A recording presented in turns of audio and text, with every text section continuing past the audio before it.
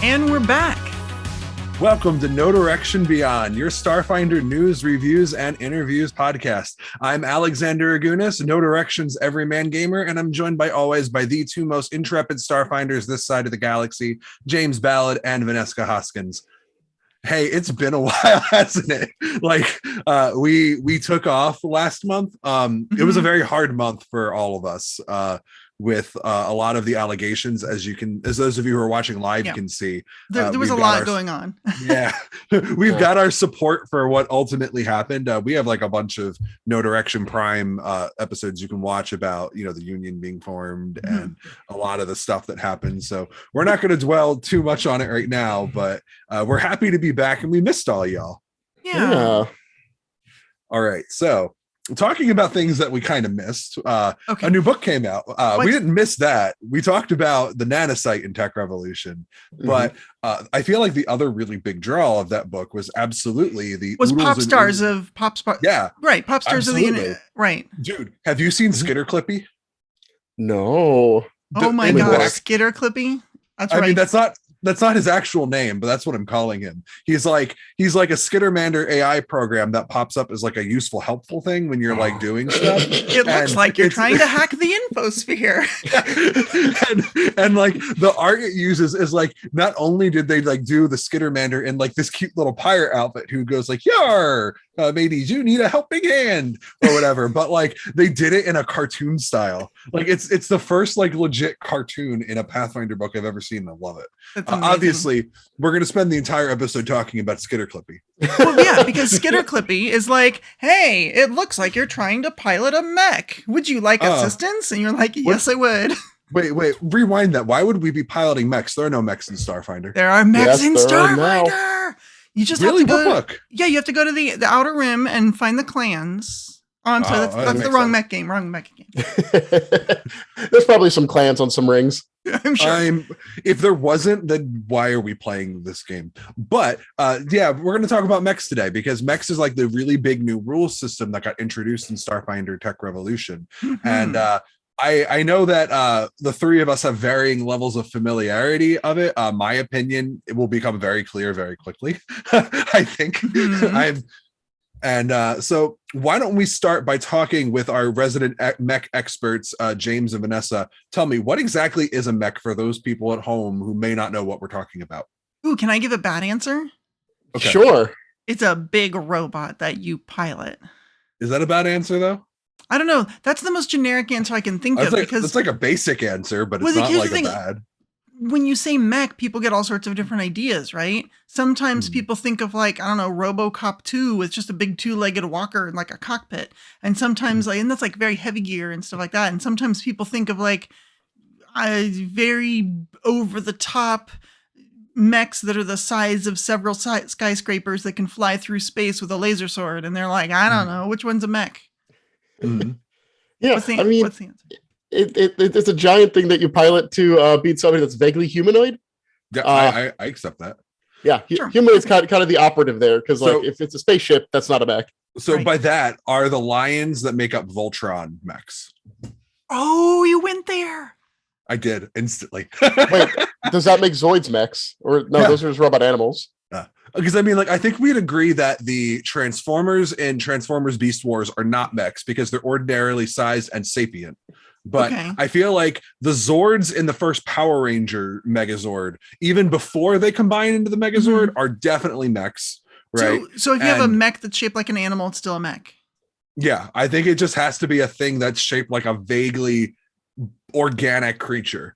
Because I mean, like a tank meets the requirements of being a robot that you pilot, but it's definitely not a giant tank. I see what you're saying. I see what you're saying. Okay, so a mech is a vehicle because you want to sit in and pilot a vehicle that is vaguely shaped like a different organic creature. Yes, that you use for war. It has to be able to fight. I don't think it's a mech if it doesn't fight. Oh, you can't have like construction mechs that like help put together. No, you totally can. Okay. Can you? Yeah, why not? Is that a thing in any mech anime that we've seen where they just use the mechs to like build stuff? Yeah. In Alien, at the end, she gets in a robot vehicle of some sort that looks like a futuristic forklift, but it's vaguely Uh-huh. humanoid shaped, and it's not for war, it's for moving giant crates around. Is that a mech? No, that's powered armor. That's fair. Well, So- then what's the difference? So, okay, so Scale. So it has to be big enough that it's like, so it can't be like it has to. So I mean, but I think Mech and Starfinder, they use regular size categories, right?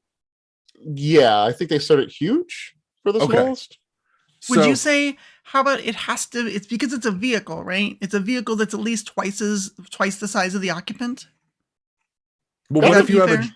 what if you have a dragonkin? Dragonkins are large. Wouldn't that mean a gargantuan? Like the creature has to matter too. Then Okay, so Starfighter might have broken these because I believe there's a 40-foot tall suit of power armor at like 20th level somewhere in the book.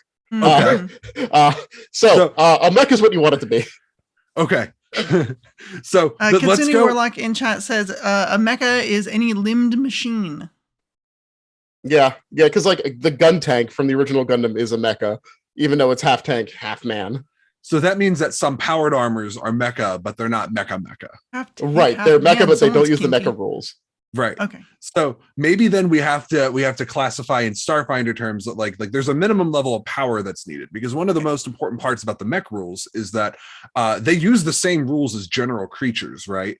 They are not like, this isn't Starship Combat. You don't have your like a completely separate set of like numbers and benchmarks and like rules you have to go by. Instead, like it basically tells you to use numbers right out of Alien Archive 1 that they use to make NPCs. Like you base the, and like if you're a player, you're using your general statistics, and if you're making an NPC, it's like, yeah, just reference Alien Archive and use those numbers, it's fine. So like I think that, but like in general, like they say that for players, a mecha is generally 3 CR stronger than the players who are driving it, essentially. So Otherwise, why would you get in the mecha?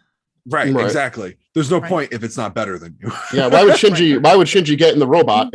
You know? If you could just fight on land and be like, whatever, I'll just pick up the giant gun and shoot people. That's fine. Oh, here's my giant gun. I'm going to shoot it at an angel. So yeah, I mean, listen, I just made a Why really are you good shooting angels? This is an Evangelion reference. That is the enemies in Evangelion. They're angels. Oh, okay.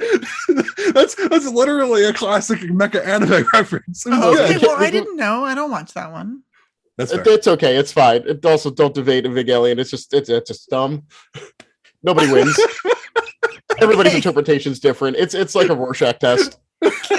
Whatever you're feeling at the time is what that show represents.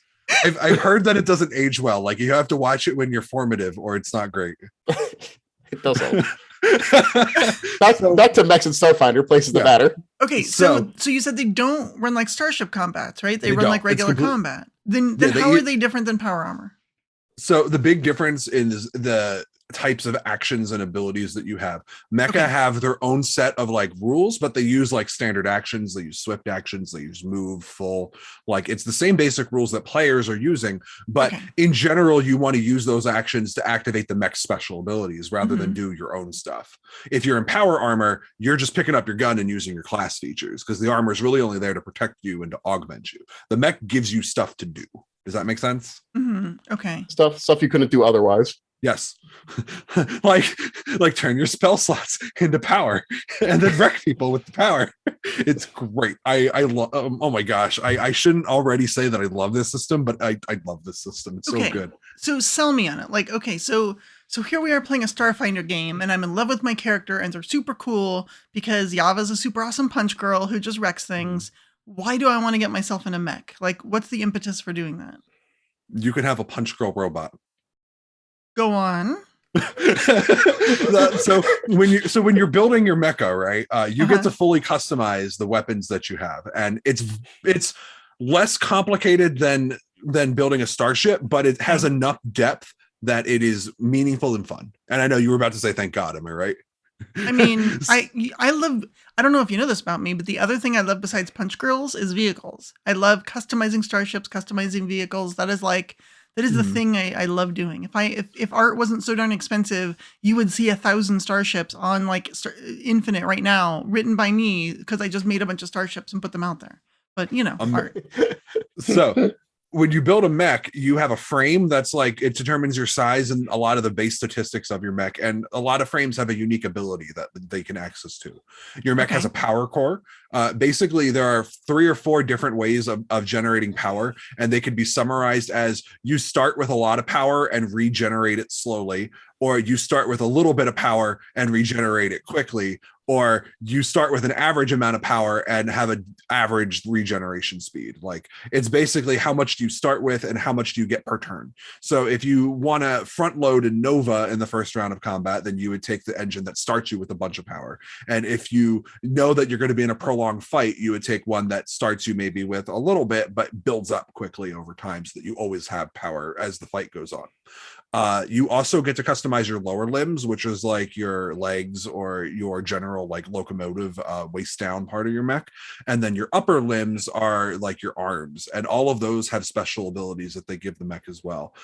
There are auxiliary systems, which is like general perks that your mech can have that often don't have strong combat effects, but they're fun.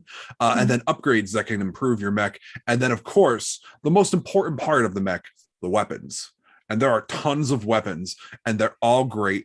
And most of them are like, you get like crazy automatic weapons that hit giant cones and massive line lasers and, grenade launchers, and they shoot like hundreds of feet. And all of the weapons are designed so that their damage scales off of a table. So like the weapon will tell you this is a medium damage weapon and or medium damage ranged weapon. So you go to the table for your mech's tier and find it, and you're like, yeah, my mech's going to wreck you with this like 5d6 super gun of doom. Right. So it's something that I wish they would have been implemented with Starship Weapons, because that would have been such an easier life. Right. A lot of the problem with Starship weaponry is that like they are static. And so it can be really tough to like balance that. Like, oh my gosh, this gun that does 66 times 10 damage to starships is available at the same level as this 4d4 pea shooter laser, but like the balancing factor is the amount of power that you put into the things. And if you want to have one giant gun, you can, but that doesn't really make for a balanced system. It's very easy to make a starship that's either unkillable and unfun. Like the very first starship our friend Tom ever made in Dead Sons. Oh no. Our friend is an engineer, and he sat down and went over the rules and decided that he was going to build a starship that would not lose starship combat. It just turned out that in order to make that happen, it couldn't have weapons that did more than 4d6 damage around at like level 10. Jeez. So yeah, it was. I called that one. Yeah, he bless James. He let us play with this starship for an hour before he said, "I'm calling this, and you can never bring the starship to my table." You have proven your point. I understand. That's why, like, I was gonna say, just really a quick aside. That's why a lot of other systems that have customization not built into things like levels and feats and such, and level-based things, will put like a power requirement or a points requirement on specific things. Only X number of points in defense, only X number of points into offense, only X number of points into utility. And they actually often call that the rule of X, or whatever the system calls it. So yeah, it's definitely important to, like, I think about finder characters and starting money, where they're like, you can't spend more than half of your starting cash in one thing, right? Yeah. In your weapon or your armor or whatever, because they want you to diversify. So yeah. Oh my god, I'm dying because Tom is watching this episode. Also from Tom. chat. Yeah, no, good stuff. Kitsune Warlock says it reminds me of PF2's Action Economy, except split up between the party. So that's actually a good thing to talk about. I think this is the other thing that makes mechs so much different and better than starships. Basically how it works is that when you're in a mech, right, the mech generates one move action, one reaction, and then a standard action, right? As long as it has at least one pilot in it, that's what it gets. And then some mechs can hold multiple pilots, and each additional pilot you put into the mech generates one extra standard action. Oh. Yeah. And so how it works is that the player who gives uses the standard action is the player whose statistics are used to calculate what you use that action for. So if you are shooting with a gun, you use your it's not like your full base attack bonus, but it's basically your full base attack bonus. Okay. And if you're the one whose piloting ranks are doing the thing, then you use your piloting ranks for it. So like if you're a player who's the soldier is going to want to be firing those weapons because they have the best base attack bonus. Sure. Whereas if you're an operative and you know that you need to get the mech somewhere and you're really good at movement and piloting, you might be the one who wants to use the action to move because you will be the person who gets to make the piloting check to move through threatened areas and whatnot. Okay. So by default, your character's statistics matter when resolving those actions for whatever you decide you're going to use them for, which is a really good feeling. But it's really cool, actually. And yes. I do like that you're talking about multiple occupancy mechs when there's a big suite of single occupancy mechs. Yes. Because in the playtest, there was not very many single occupancy mechs. Yes. You have both. There was one. I think there was one. And now it's a lot more varied as to what you can do to fulfill your specific fantasy. Because like there's a lot of transforming mechs and combining mechs. That's not my thing. I'm not part of that part. But I know for a lot of people, it's super important. Mm-hmm. And the other thing that's really cool about the system is that because mechs are really dangerous to fight. And the reason is that because if you have a big mech with a lot of people in it, each of those people can attack with the mech as a standard action, which means they don't take the -4 penalty to full attacking. Like you don't have to make it was one of the things that when I played with mechs in Teenage Wasteland, the players learned very quickly that full attacking in a mech is pointless if you have multiple people in the mech. Because if you had 2 people attack, you're making 2 attacks at your full base attack bonus, or at least their full base attack bonus. So but there's no limit to the number of times each of the mech's weapons can be fired because mechs don't really have ammo. It's like it's a mech. Yeah, it's a mech. Who cares? It's got a power core. Like missiles and things, you don't track any of that. You just are like, whatever, there's a missile system. It's got a bunch of missiles. Whatever. Yeah, there's some reloading options and stuff, but it is just like to do the fun thing and then worry about that stuff later. Yeah. Basically, it's do the fun thing, worry about it later. And it makes it great. So when I ran mech combat, I did 2. My Teenage Wasteland group is big enough that I split them into 2 4-party groups. And group 1 got to play a mech, and group 2 got to fight a mech. And we're doing a Stanford prison experiment here. One of them is the mech, and one of them is the prisoners. Well, Can I be in group 1, please? So group 1, basically they flew around with this mech and we learned a lot of the rules together. We laughed, we cried, they almost wrecked their mech. It was great. But they learned that like the laser cannon that the mech had mounted on its shoulder could shoot like in a giant line. And so they just would just like blast like everything in giant cones and just it was great. Like it was like just watching them wreck stuff with this mech was amazing. Just the amount of you would think that since everybody has their own action, there wasn't a whole lot of teamwork going on, but the core rules have full actions you can use. So you can just combine player actions together in order to make these full actions. So the players are like, everybody at the same time, flip the switch together, press the button, combo action. It was really cool. That's cool. We had a really awesome time with that system. Mechs, and I will say this, if you have a mech that has a crew, a multiple person crew, it is one of the scariest boss battles you can throw at a group of players because it's one giant monster with one giant monster's attack bonus and hit points and armor class. But it gets multiple actions per turn. Yeah, that reminds me of like D&D 4th edition where they were like, oh, this is an elite character. Okay, then it goes twice per round. And you're like, wait, what? So the mech that I had my players fight was piloted by 5 enemies because there were 5 players. And so the mech was taking 5 actions per turn, just blasting them with cones and flying all over the place. And like they were fighting it. They did a good job. They won that fight. Barely. I knocked out most of the party because I picked an encounter that was CR +3 effectively for them. So like at the end of that, only like 2 of them remained standing, but they won, and it was amazing. Like it's probably one of the best fights I've had in Starfinder. That's pretty cool. Because especially like single creature fights are always hard. Yeah, because usually what happens is that they wreck one person and then they drop. Like that time that I crit that dinosaur and it was just doomed to bleed out for the rest of its life. She felt so sad. That was so sad.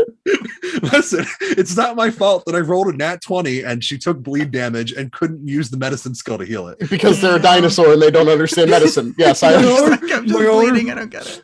My little arms can't reach the med kit. Well, so you mentioned that like that's one of the reasons in monster design I usually try to create creatures that are probably intended to be solo or custom created for the adventure to be solo, with either group potentially disabling things like stun or fear or something like that to make it interesting. Like, I need to affect everybody. And the other thing they have to have is lots of AoEs. If it's martial, it'll have cleave. If it's, or whirlwind, if you really want to get exciting.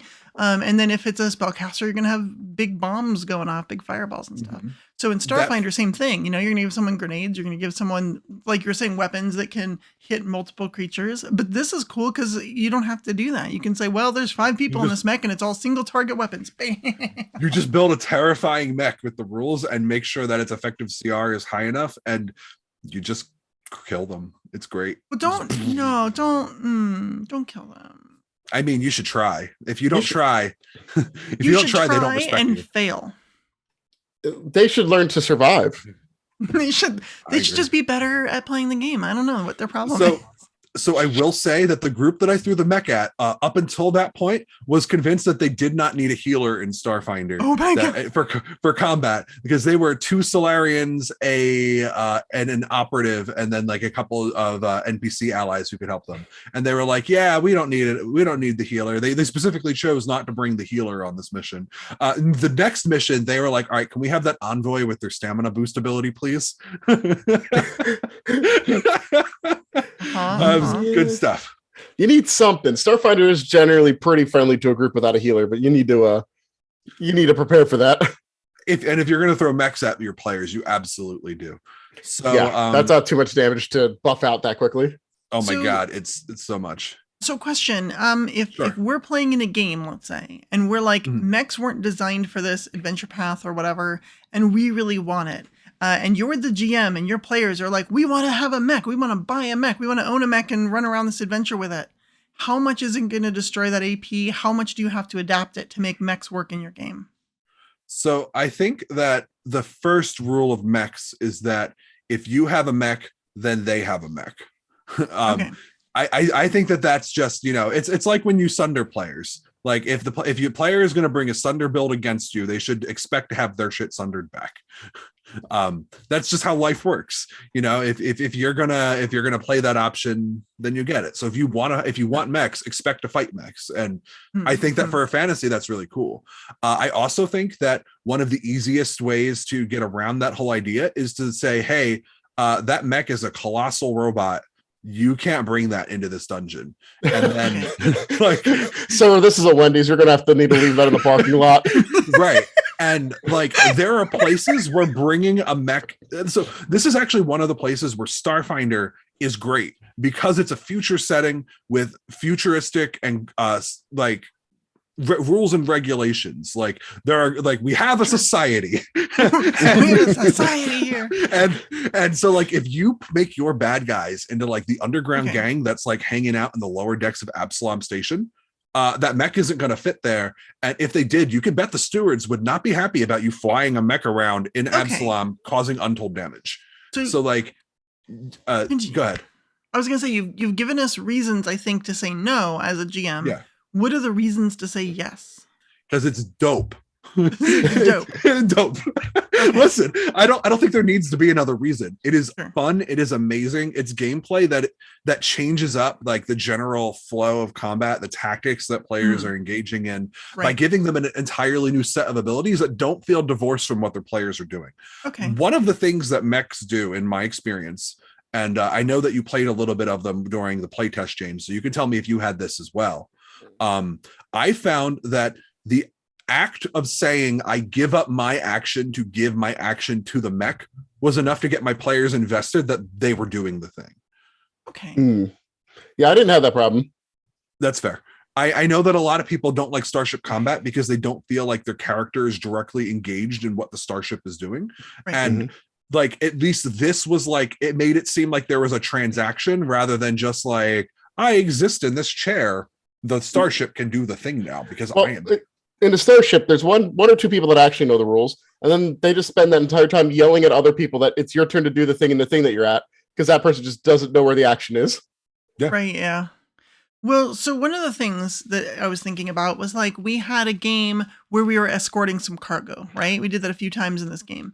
And it seems to me if if the players are like, we really want to have a mech, and they're like, cool, you spent money on a mech, cool, you have a mech now, then especially if you're like limiting when you can use it, right? You can't take it into the Abadar corporate headquarters, but if you want to take it, Darn. on the ice planet to escort a bunch of cargo, you could do that. And then as a GM, you're like, I guess some of the enemies are also going to be in a mech, and then we have cool mech combat.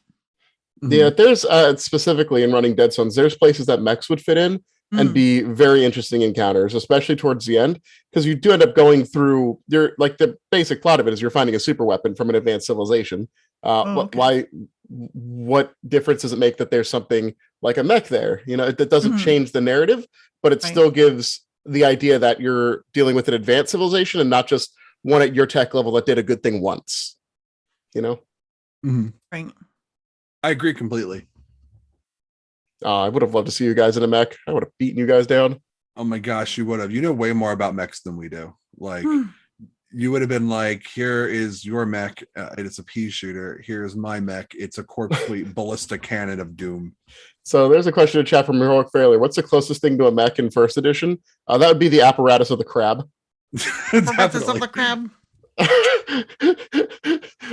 If you're talking about regular items.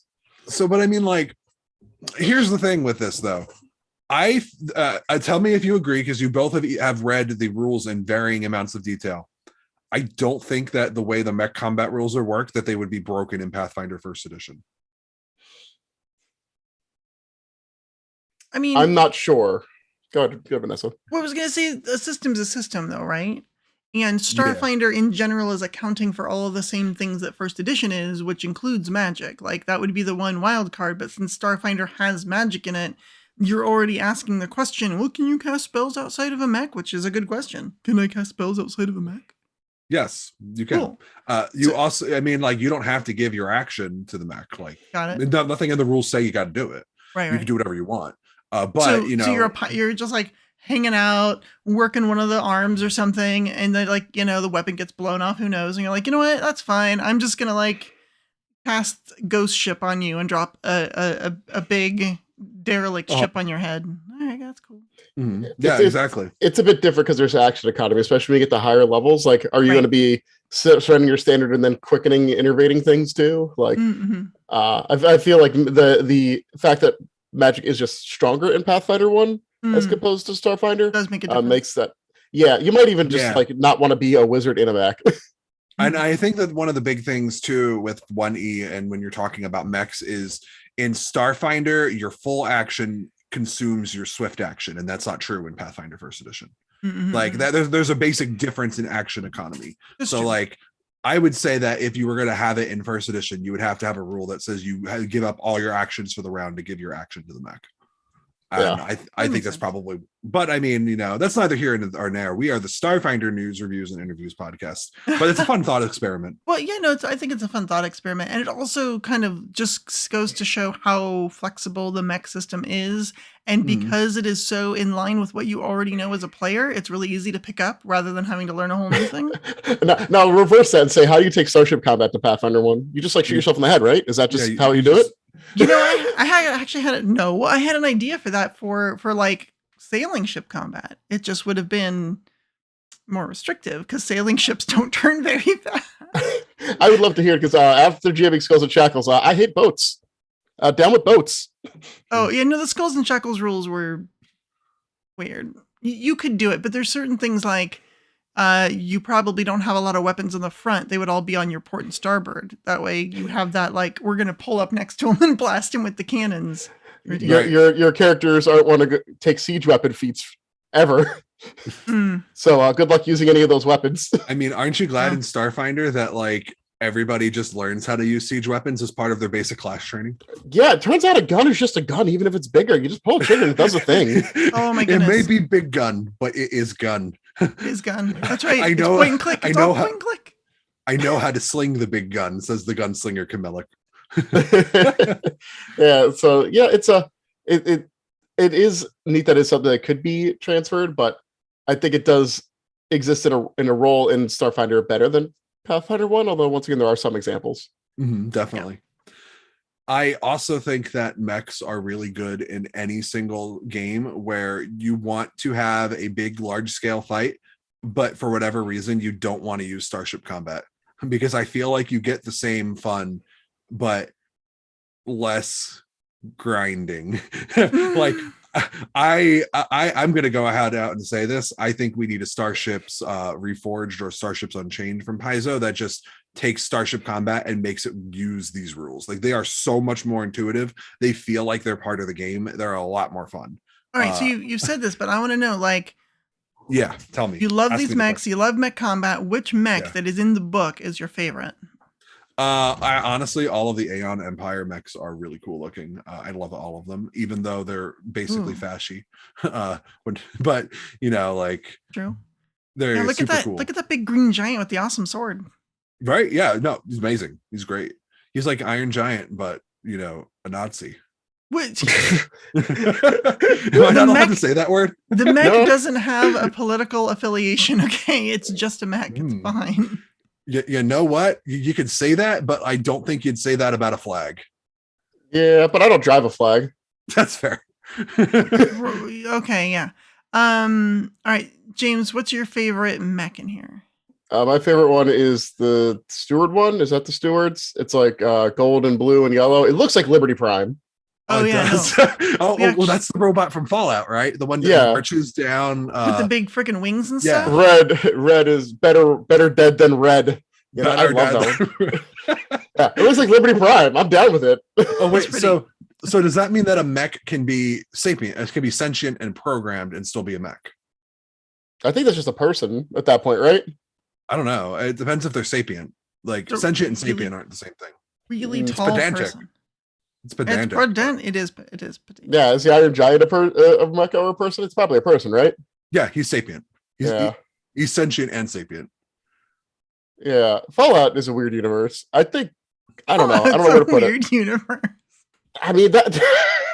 Oh no, Dustin is telling us that Evas from Evangelion are sapient and sentient, and we called them mechs. So I guess that Liberty Prime is a mech no matter what now. I kind of believe it because like there's just regular household robots that are basically sapient that follow you around in that. So like the fact that your thing that kills communists wouldn't be is kind of weird.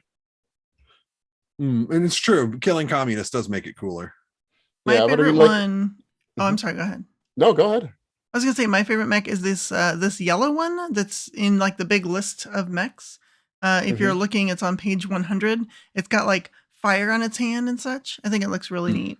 It just I like the angles and the bright yellow. It just looks like a really awesome mech. Like it shows up and you're like, oh no, it's that mech. So here's a question. Sure.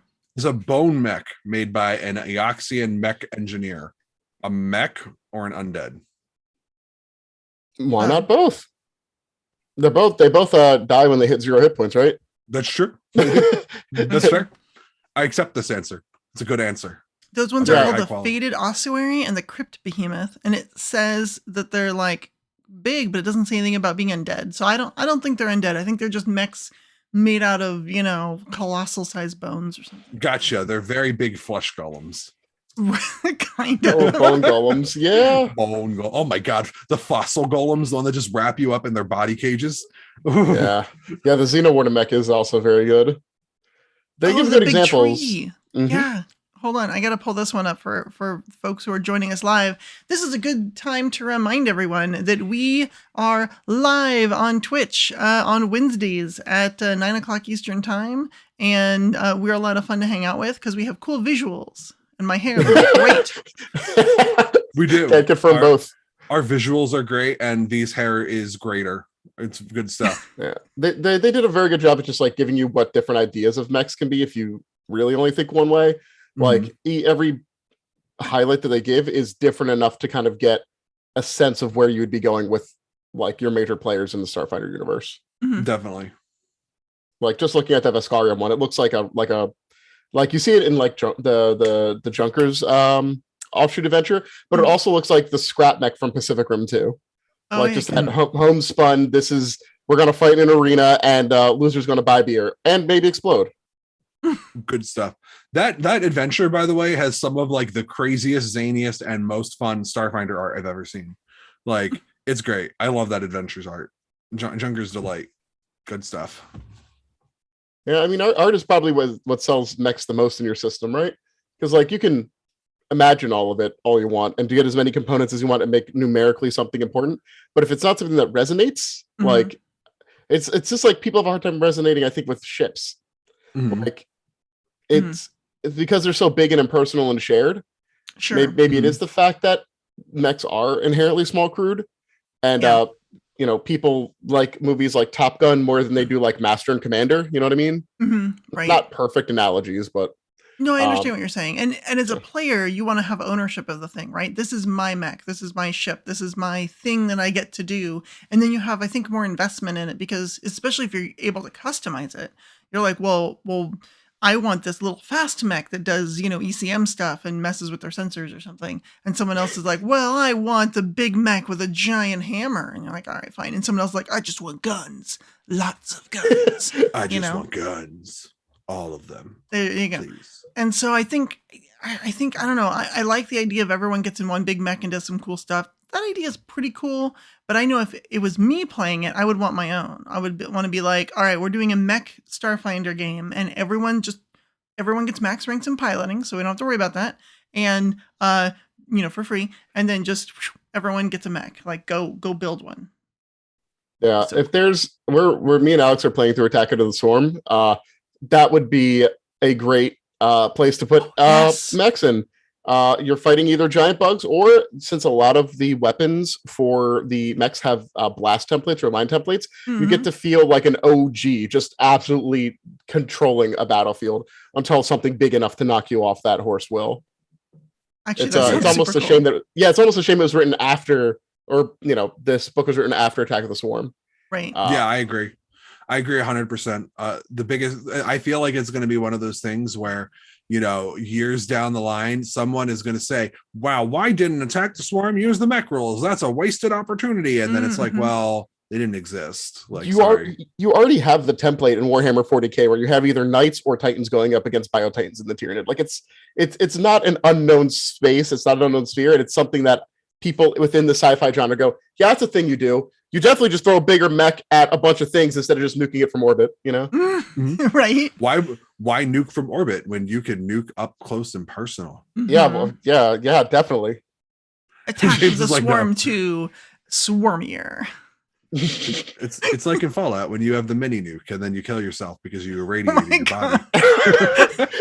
I never use that thing because I always kill myself every time. The ammo was worth so much money. I was like, can I actually fire this? I could like buy a house with this money. Right. I mean, can't confirm. If you shoot it 90 degrees up in the air, you cannot get out of the blast radius before it hits the ground and kills you. Have you tried that? Just some facts, you know, in case you're wondering if you could do that. In case you're wondering. Yeah, you have to show it at this like really high angle. You have no idea where it's going to land. And you basically shoot it up in the air and just run the other direction because it will blow you into little pieces. Oh my goodness. But you know what's good is power armor for surviving that. And if it was bigger, it would be a mech. I got us back. I would just like to see a like final boss fight, kind of like the end of Metal Gear Rising: Revengeance, where at the end of your mech combat, your final boss walks out in that 40-foot tall suit of power armor and just like activates phase 2. Well, and so that's I would find that armor. Give me a minute. And that's another thing that mechs are really good at. Like they're really good at phased boss fights if you want to do them. Because there are rules in the mech rules that like if your mech is reduced to 0, what happens to the people inside? Now, like you might be my players and like, you know, get the mech on a starship and then like raise the starship into the ceiling of a roof and crush the cockpit and killing everybody inside. But that doesn't usually happen. What usually happens is that that some of the extra damage spills into one of the random occupants, and then the door opens up on top and they all jump out Power Ranger style and get ready to fight you. We're in reverse, right? So you've cornered the big bad in like, I don't know, a star warehouse, which is it's like a regular warehouse, but in space. And there's something in the corner that's got like a giant tarp on it, but you can't really deal with that right now because there's like the BBEG and all their cronies that are shooting big weapons at you and you're having this big firefight, right? So when the BBEG gets to like 50% or less, they're like, you know what? Screw it, I'm getting hit too much. And they run away, and you're like, we made him run away. And really, they're just getting in the mech. And all of a sudden, the tarp falls down, and it's this giant battle mech. And you're like, no! Metal We Gear, started no. things too. Why? I see the Dr. Eggman plan. I'm talking about Sonic the Adventure 2, where like he sits in the corner and watches Sonic, or not Sonic Adventure 2, Sonic Just 2, the Sonic 2. And like he sits in the corner and like laughs the entire boss fight while Sonic fights Metal Sonic. And then when Sonic beats Metal, is that Sonic 2-ear? yeah, definitely. It's like the second Sonic game they ever made. Right. And it's like you beat Metal Sonic and then Eggman like just runs away and Sonic like chases after him. Like he's using the run animation, but it's very clearly that he's just like messing with him because he's Sonic. Of course, he can catch Eggman if he wants to, but it ends up being a mistake because Eggman jumps into a giant robot and then like you do part 2 of the battle phase and it's like, oh, I should have totally spin dashed this man and stopped him. Whoops. I never thought there was a mecha in Sonic, and now I realize it, and it just made me mad. I just got really mad for a second. Oh, wait, no, wait. You just made that comment in chat, James, where you called me a boomer for saying Eggman.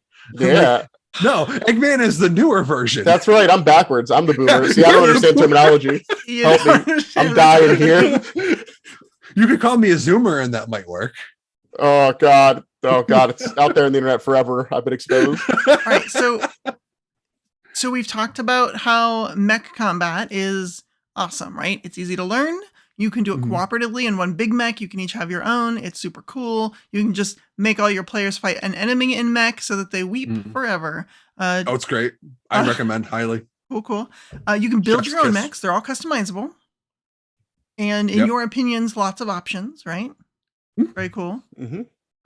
So I must ask you, since they're all customizable and you could have your own mech, what is the type of mech you think you would make? What is your favorite type of go-to? This is the one I'm making. Alex. Overload. Too many options. Overload. Too many options. So there, one of the options in the book is called the Aeon Power Core, right? It's a magical power core. And if you have an Aeon Power Core and you're a spellcaster, one of the resources you get as mechs that like I referred to kind of, but didn't really explain, is like the PowerPoint system, which is used to fuel a lot of the special actions the mech can take. And one of the options you can do with the Power Core is that once per round, you can just sacrifice a spell slot and turn the spell slot into points for the PowerPoint if you have the special engine. So you could be like a technomancer who has like a crazy magical mech who literally powers that mech and does crazy mech actions every round by giving up technomancer spell slots and fueling untold annihilation and destruction with a terrifying weapon of horror and glee and fun. That's a good use for your junk swords. Oh my, no, that's not a good use for your junk sword. Junk sword is a good use for your junk sword. But for all other spell slots, right in there. It's like a Kobe spell slot. Kobe. Right. Yeah, I think if I had to do it, it'd be something to use the phase frame that lets you teleport. Starts off with a lot of points, and just melee because you want to control the zone. You teleport behind somebody. Nothing personal, kid. Yeah, that's cool. Short, sweet, efficient. Would you like to meet my 40-foot sword? Oh, but yeah, Buzzblades. Let's go. So good. Yeah, they're giant chainsaws. I do like that they have AoE melee weapons. That makes me happy. Yeah, you just swipe the sword and hit everybody. I would want like a really highly mobile mech, right? Because I always like fast mobile characters, and I would want a fast mobile mech with like different movement modes, maybe flight, definitely the ability to, I don't know, cling to skyscrapers and climb up the side of them or something cool. I think it would mostly be melee. I was thinking like if you've seen Marvel's Civil War, Crossbones has those giant like powered gauntlets that like change if they're just a big punch gauntlet, or there's one where it's like a sword, a punch dagger. I would want something like that, but then also a shoulder mounted cannon of some sort, like that big giant, probably line weapon that's like shoulder mounted. That's like, this is happening. And you just sort of like hunch down and just blast a giant hole in whatever it was that was bothering you. Actually, so one of the best reasons to have a lot of pilots in your mech is because you could be the fastest thing in the game with that, because every single person who generates an action can use their action to move the mech. So if you have a 6-person party in your mech, the mech can take 6 actions to move that turn if you want to use all your actions for it. Okay, that's pretty cool. Yeah. Like it was why, like, way back when John was telling us about the mech for one of the interviews we did, he mentioned that like one of the things that makes mechs hard to fight against is that they're so good at movement. Because if you have a lot of people in your mech, you could probably catch Sonic the Hedgehog, probably. Oh my goodness. No, I just thought of something. So you were talking about teleportation and stuff earlier, and even without a teleporting mech, right? I imagine this party's going up against a mech, and they're like, "Oh no!" and they're all like shooting it, and they're like, "Maybe we're gonna lose." So someone, I don't know, teleports them away, like Dimension Door style or something. Or they teleport them super far away, and you're like, "All right, hey, we're way over here. Oh, thank goodness!" And all of a sudden, the mech's just like running at them really fast, and catches up and hits them with the big laser sword again. And you're like, "No, we used resources. We went really far. We had a teleportation puck, and we went way the hell over there. Like there was a purpose. We used a consumable. Why are you on top of us again?" You cannot escape Liberty Prime. Prepare to die, Starfinders. Oh Aspis Prime. Oh no. Oh my gosh. Thurston's not in charge of Starfinder Society anymore. Mike Kimmel, if you're watching, giant Aspis robot that's a mech slaughters player characters. I don't know how you can make it happen because the Aspis Consortium kind of are okay in Starfinder. Pretty good. We're friends. But I'm gesturing with my hand to slice with swords. For those of you at home. Thank you for the listening audience. Yeah. Please let it be known that Alex is making a motion to slash with a sword. It's really great. It totally doesn't look like me like cutting a loaf of bread or slicing a pizza with one of those pizza cutters. It looked like you were just trying to like get us away from you, but like with a fist. You're like, go away. Kitsune Warlock in chat says to teleport into the cockpit with a grenade in one hand and all of your dreams in the other. Oh no. That sounds like you're gonna have to hose that cockpit out. That's what that sounds like. He's only saying that because he wants a reason to re-roll his character as a nanocyte, and I keep telling him no, his character's too important to the campaign. That's what you get. Yeah. He's like, I'll show you important. I'm like, oh no, please don't. Yeah, GMs will do that. Your teleportation failed. Your god teleported you to the room, and the grenade is where you were standing, and it explodes with a whimper. God, he's lucky that I don't send his character to his bedroom more often, to be completely honest. Wait, I have a question. Yeah.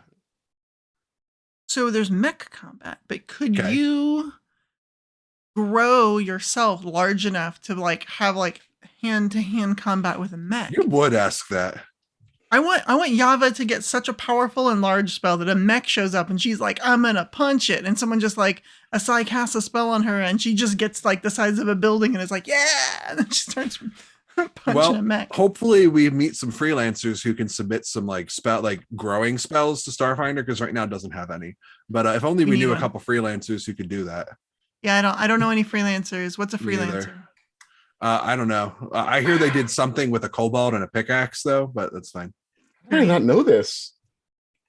I didn't know Starfinder. No, there has to be something like a polymorph spell. No, I mean polymorph can make you bigger, but I think it's limited to large, maybe huge. I need huge is creature. Small. Yeah, you start out large and then you get huge, and that's the size of smaller mechs. Right, but if it's huge, then it's like a 5th level version of that spell. Okay, but Yava's Get small. good. Get good, scrub. Oh, I don't know how to help you there. Yava's small. I want to turn into like a gargantuan Yava who can then just wrestle a mech. You just sit there and go, Leo, I want you to give me a polymorph spell, but with only one form. And that form is me, looking exactly like I normally do, but large, but huge. Just really big. Yeah. And he's like, well, Vanessa, what kind of benefits do you get for being this big? None. I just want to punch the mech. I just want to punch the mech. And running up as a small little halfling and like punching the toe of a mech is less cool than being the size of the mech and just punching it in the cockpit. Just like just cock punching it in the cockpit. I mean, there are lots of places that you can punch things in the cockpit. That's for sure. It's really just a matter of perspective. So we've talked a lot about all the different fun ways you can use mech combat. So we gave a very brief and gushing fan overview of how the system works. There's a lot we didn't talk about. Like we didn't really go into shields that much, and we didn't really. I think that's actually the only thing we didn't really talk about. There's shields. You start with a bunch. They're like stamina points, and you regenerate a very small number of them every round. It's not enough to be like, I'm never going to die, but it's also really funny to watch your players just cry when the mech automatically heals those 7 shield points each round or whatever. It's really funny. You have to take my word for it. Just like, it's not enough that it matters, but it's enough that it just kills their soul just a little bit, just enough that they know that they're truly fighting the pinnacle of Starfinder engineering. So do you guys have anything else you want to add about mechs? We're coming up on the end of our show here, you know. What? So we got, it's almost time. Look at this I thought time. we just did this forever. I thought this was our life now. Oh no. No, James has a daughter. He won't hang out with us for more than an hour. Yeah. Dude, she's awesome. You guys suck compared to her. How many of you have been excited to give me the same booger napkin 4 times in a row? None of you can match that enthusiasm. I don't have that kind of enthusiasm. I mean, really I got a box of fresh tissues over here. I could create a booger napkin for you if you really want, but that seems awkward. But you don't have that level of excitement. See, that's why my daughter's the best. Oh yeah, no, it wouldn't be excited. It would be awkwardly like you wanted a booger napkin.